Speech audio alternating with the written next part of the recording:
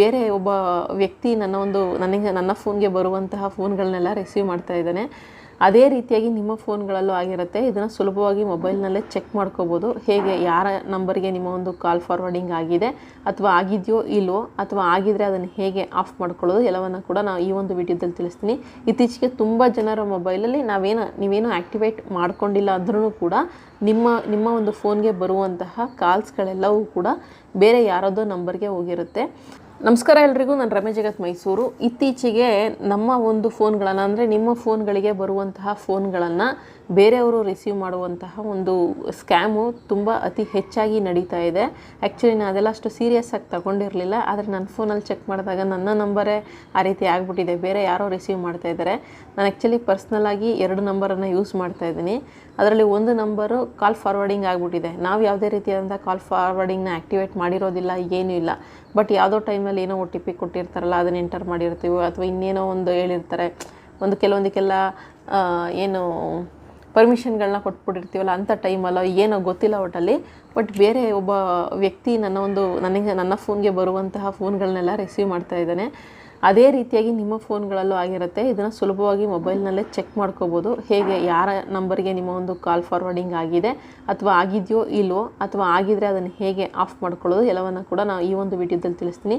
ಇತ್ತೀಚೆಗೆ ತುಂಬ ಜನರ ಮೊಬೈಲಲ್ಲಿ ನೀವೇನು ಆ್ಯಕ್ಟಿವೇಟ್ ಮಾಡ್ಕೊಂಡಿಲ್ಲ ಅಂದ್ರೂ ಕೂಡ ನಿಮ್ಮ ಒಂದು ಫೋನ್ಗೆ ಬರುವಂತಹ ಕಾಲ್ಸ್ಗಳೆಲ್ಲವೂ ಕೂಡ ಬೇರೆ ಯಾರದ್ದೋ ನಂಬರ್ಗೆ ಹೋಗಿರುತ್ತೆ. ಸೊ ಆ ರೀತಿ ನಿಮ್ಮ ಫೋನ್ಗಳಲ್ಲಿ ಏನಾದರೂ ಆಗಿದರೆ ಚೆಕ್ ಮಾಡ್ಕೊಳ್ಳಿ. ಇವಾಗ ನಾನು ನಿಮಗೆ ತೋರಿಸ್ತೀನಿ ನೋಡಿ. ನಾನು ಆಗಲೇ ಹೇಳ್ದಂಗೆ ನಾನು 2 ನಂಬರ್ಗಳನ್ನು ಯೂಸ್ ಮಾಡ್ತಾಯಿದ್ದೀನಿ. ನಿಮ್ಮ ಒಂದು ಫೋನ್ ಕಾಲ್ ಫಾರ್ವರ್ಡಿಂಗ್ ಆ್ಯಕ್ಟಿವೇಟ್ ಆಗಿದೆಯೋ ಇಲ್ವೋ ಅಂತ ಚೆಕ್ ಮಾಡ್ಕೊಳ್ಳಿಕ್ಕೆ ಬಹಳ ಸುಲಭವಾಗಿ ಕೀಪ್ಯಾಡನ್ನು ಓಪನ್ ಮಾಡಿಬಿಟ್ಟು ಅಲ್ಲಿ *#6*2# ಇದನ್ನು ಡಯಲ್ ಮಾಡಿ. ಈಗ ನಾನು SIM 2 ಯೂಸ್ ಮಾಡ್ತಾಯಿದ್ದೀನಲ್ಲ, SIM 2ಗೆ ಡಯಲ್ ಮಾಡಿದ್ದೀನಿ. ಸೊ ಇಲ್ಲಿ ಬಂದು call forwarding, voice not forwarded, video not forwarded ಅಂತ ಇದೆಯಲ್ಲ, ಈ ರೀತಿ ಬಂದರೆ ನಿಮ್ಮ ಒಂದು ಫೋನ್ ಸೇಫ್ ಆಗಿದೆ ಅಂತಂದರೆ ಕಾಲ್ಸ್ ನಿಮಗೆ ಬರ್ತಾಯಿದೆ, ಯಾರಿಗೂ ಫಾರ್ವರ್ಡ್ ಆಗಿಲ್ಲ ಅಂತ ಅರ್ಥ. ಈ ರೀತಿ ಬಂದರೆ ಇದು ಓಕೆ. ಆದರೆ ಅಕಸ್ಮಾತ್ ಈಗ ನಾನು ಇನ್ನೊಂದು ನಂಬರ್ನ ನೋಡಿ ತೋರಿಸ್ತೀನಿ, ಫಾರ್ವರ್ಡ್ ಆಗಿರೋವಂಥದ್ದು *6*2#.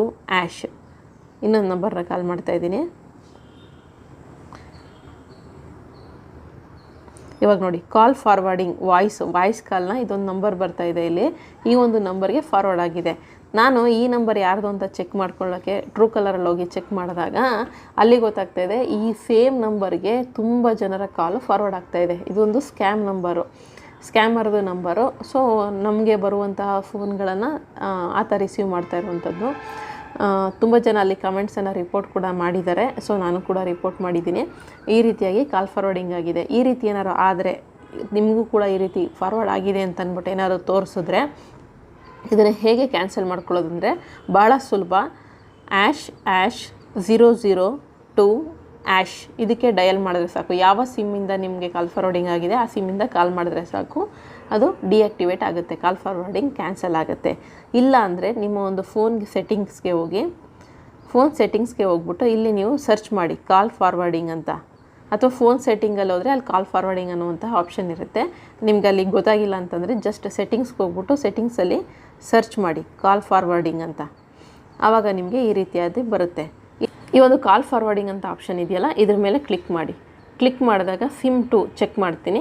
ಇಲ್ಲಿ ವಾಯ್ಸ್ ಕಾಲು ಯಾವುದು ಕೂಡ ಫಾರ್ವರ್ಡ್ ಆಗಿಲ್ಲ. ಬ್ಯಾಕ್ ಬರ್ತೀನಿ. ವಿಡಿಯೋ ಕಾಲು ಸೇಮ್ ಅಲ್ಲಿ ಚೆಕ್ ಮಾಡ್ಕೊಂಡಲ್ಲ, ಅದೇ ಥರ ಯಾವುದು ಕೂಡ ಫಾರ್ವರ್ಡ್ ಆಗಿಲ್ಲ. ಬ್ಯಾಕ್ ಬರ್ತಾಯಿದ್ದೀನಿ.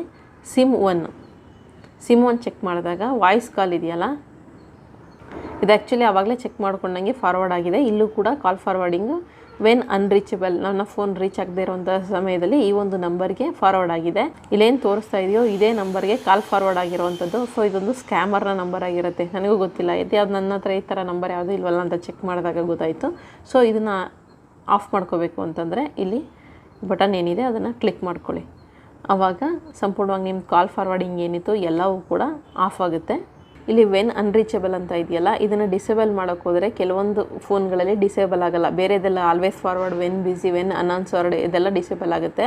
ಬಟ್ ವೆನ್ ಅನ್ರೀಚಬಲ್ ಅಂತ ಇರುತ್ತಲ್ಲ, ಇದು ಕೆಲವೊಂದು ಆಪ್ರೇಟಿಂಗ್ ಸಿಸ್ಟಮು ಸಪೋರ್ಟ್ ಮಾಡೋದಿಲ್ಲ. ಅಂಥ ಟೈಮಲ್ಲಿ ಏನು ಮಾಡಿ, ನಾನು ಆಗಲೇ ಹೇಳ್ದಂಗೆ #002# ಡಯಲ್ ಮಾಡಿ. ಯಾವ ಸಿಮ್ ನಿಮ್ಮದು ಕಾಲ್ ಫಾರ್ವರ್ಡಿಂಗ್ ಆಗಿದೆ ಆ ಸಿಮ್ಮಿಂದ ಡಯಲ್ ಮಾಡಿ. ಆಗ ಕಾಲ್ ಫಾರ್ವರ್ಡಿಂಗ್ ಡಿಆಕ್ಟಿವೇಟ್ ಆಗುತ್ತೆ. ಅಲ್ಲೂ ಆಗಲಿಲ್ಲ ಅಂತಂದರೆ ತಲೆ ಕೆಡಿಸ್ಕೊಳಕ್ಕೆ ಹೋಗ್ಬಿಡಿ. ಕೆಲವೊಂದು ಆಪ್ರೇಟಿಂಗ್ ಸಿಸ್ಟಮ್ ಅದನ್ನು ಡಿಆಕ್ಟಿವೇಟ್ ಮಾಡೋದಕ್ಕೆ ಸಪೋರ್ಟ್ ಮಾಡೋದಿಲ್ಲ. ಆ ರೀತಿ ಆಗಿರುತ್ತೆ. ಆವಾಗೇನು ಮಾಡಿ, ವೆನ್ ಅನ್ರೀಚಬಲ್ ಅಂತ ಇದೆಯಲ್ಲ ಇದ್ರ ಮೇಲೆ ಕ್ಲಿಕ್ ಮಾಡಿ. ಈ ಗ್ರೀನ್ ಬಟನ್ ಮೇಲಲ್ಲ, ಈ ವೆನ್ ಅನ್ರೀಚಬಲ್ ಅಂತ ಇದೆಯಲ್ಲ ಅದ್ರ ಮೇಲೆ ಕ್ಲಿಕ್ ಮಾಡಿ. ಕ್ಲಿಕ್ ಮಾಡಿದಾಗ ಇಲ್ಲಿ ಸ್ಕ್ಯಾಮರ್ ನಂಬರ್ ಇದೆ ಅಲ್ವಾ, ಇದು ತೆಗೆದುಬಿಟ್ಟು ಇಲ್ಲಿ ನಿಮ್ಮದೇ ಇನ್ನೊಂದು ನಂಬರ್ ಯಾವುದನ್ನಾದರೂ ಕೊಟ್ಬಿಟ್ಟು ಇಲ್ಲಿ ಓಕೆ ಅಂತ ಕೊಡಿ. ಓಕೆ ಅಂತ ಕೊಟ್ಟು ನಿಮ್ಮ ಒಂದು ಪ್ಯಾಟ್ರನನ್ನು ಕೊಡಿ. ಅದನ್ನು ನೀವು ಡಿಆಕ್ಟಿವೇಟ್ ಮಾಡಿದಾಗ ಅದು ಡಿಸೇಬಲ್ ಆದರೆ ಓಕೆ. ಅಕಸ್ಮಾತ್ ಆಗಿಲ್ಲ ಅಂತ ಅಂದರೆ ಇಲ್ಲಿ ನೀವು ನಂಬರನ್ನು ಚೇಂಜ್ ಮಾಡ್ಕೊಂಬಿಡಿ.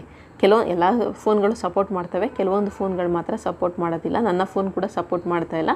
ಇಲ್ಲಾಂದರೆ ನಿಮ್ಮ ಫೋನ್ಗಳಲ್ಲಿ ಜಸ್ಟ್ ಈ ಗ್ರೀನ್ ಬಟನ್ ಏನಿದೆ ಅದನ್ನು ನೀವು ಆಫ್ ಮಾಡಿಕೊಂಡ್ರೆ ಸಾಕಾಗುತ್ತೆ.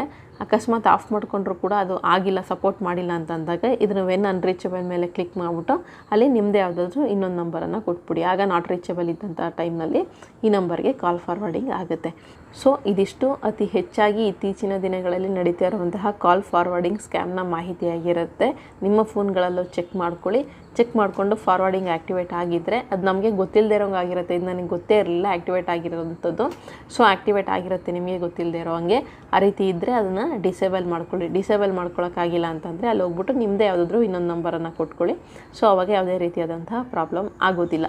ಇದಿಷ್ಟು ಇವತ್ತಿನ ವಿಡಿಯೋ. ಮಾಹಿತಿ ಉಪಯುಕ್ತ ಆಗಿತ್ತು ಅಂತ ಅನಿಸಿದ್ರೆ ಹಾಗೆ ಒಂದು ಸಬ್ಸ್ಕ್ರೈಬ್ ಮಾಡ್ಕೊಳ್ಳಿ. ಮುಂದಿನ ವಿಡಿಯೋ ಜೊತೆ ಮತ್ತೆ ಸಿಗ್ತೀನಿ. ಧನ್ಯವಾದಗಳು. Thank you so much.